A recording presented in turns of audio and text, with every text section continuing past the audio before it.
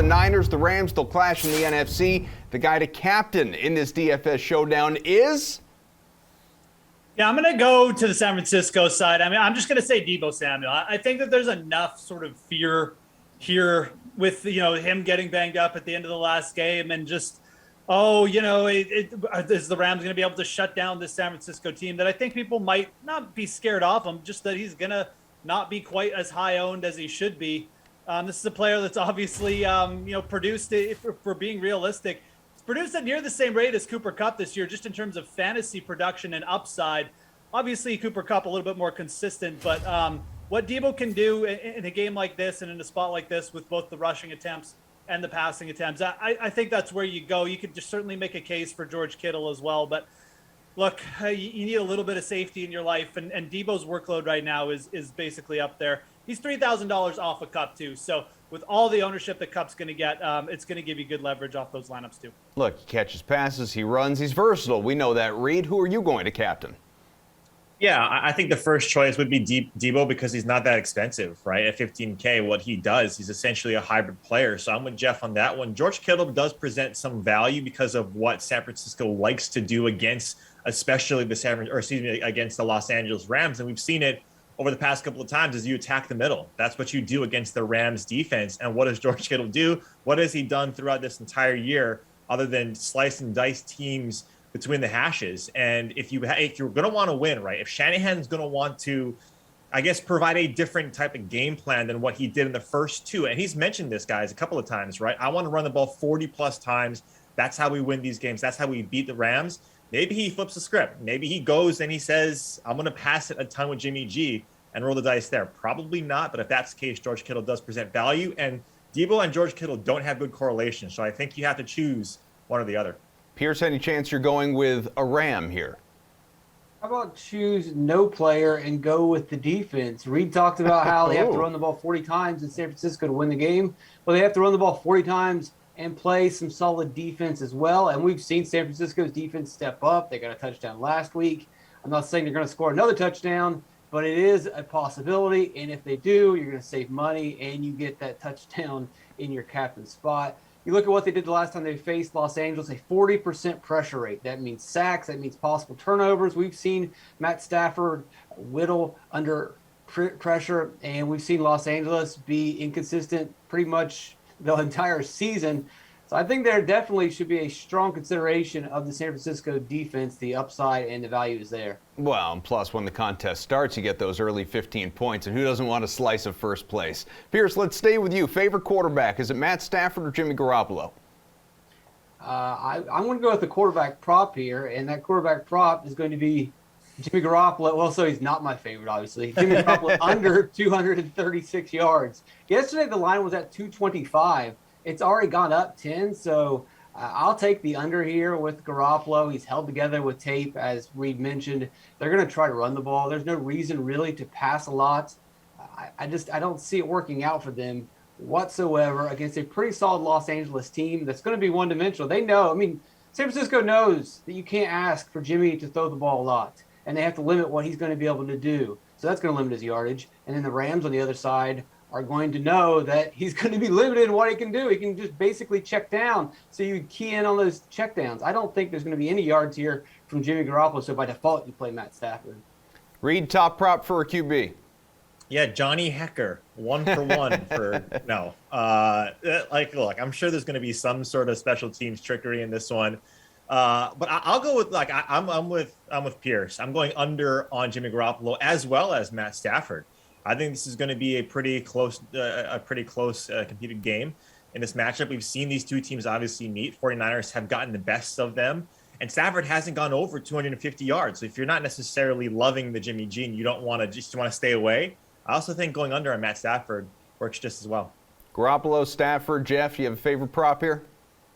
I'm kind of against the guys on Garoppolo. I really think that if you take out last week's game, which was in a very cold environment against the Green Bay Packers on the road, Garoppolo's actually played quite well over the last little bit, to the point where I think that you're getting some pretty good odds on this guy. He completed over 70% of his passes in 3 straight games before that game.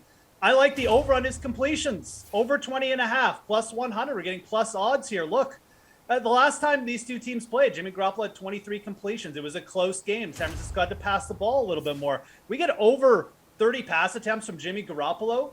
The way he's been throwing it, and just with all those short routes they throw to Debo, I think you're definitely going to hit the over on 20 here. And if you look at the Rams, I mean, what do you do against the Rams? You pass the ball a little bit because, yeah, San Francisco probably wants to run the ball, but they're not going to be successful against this good a rush defense. At some point, Garoppolo is going to have to drop back there, and I think he's going to be able to do it. He did it. He's done it twice already this year.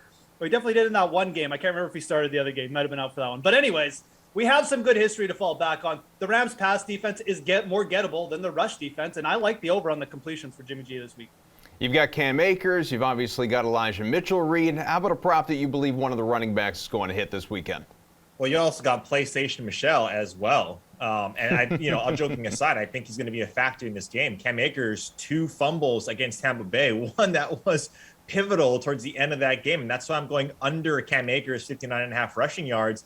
Look, he got the lion's share of the carries, of the snaps over the last couple of games, but we've seen Sean McVay and the Rams lean on veteran running backs in the past, especially when he gets closer and closer to the big dance. And that, Sony Michel, before Cam Akers was healthy, he was getting so many carries. I'm not saying that he's going to overtake what Akers does, but this number is right where I feel, less confident about Akers, especially what he did last week and giving up the ball. Moose, favorite prop on the ground? Yeah, so for me, I mean, I'm okay fading Elijah Mitchell in the spot. I really am. I mean, I mentioned that obviously we have the Rams, and this is what do they do well? I mean, they stop the run. They're run stuffers, and I really think that is going to be their main thing. They want Jimmy G to have to beat them here. So we're looking at Elijah Mitchell. I mean, I know he's getting a big workload. We know he's getting 20-plus carries, but 70.5 yards against the LA Rams, I think you take the under here. I just think that there's too much likelihood. There's also too much talent on the Rams side of the ball. Like, I think they will put up points, and I think that at some point, the 49ers will abandon the run. And look, Deebo Samuel is siphoning off 8 to 10 carries a game. I mean, there is a very good shot here where if they do go in some kind of, hurry up offense in the second half, Elijah Mitchell kind of gets phased out. I like going under on Elijah Mitchell this week. I think that the one thing the Rams will do is stuff the run and force Jimmy Garoppolo to beat them. All right, still time to talk about Debo, but first, in terms of the pure running backs, Pearce, is there a favorite prop for you? No, I don't like the offenses, and so I'm going to agree with Reid and Cam Akers under the 59.5. It's already come down 1. It's probably going to continue to go even lower.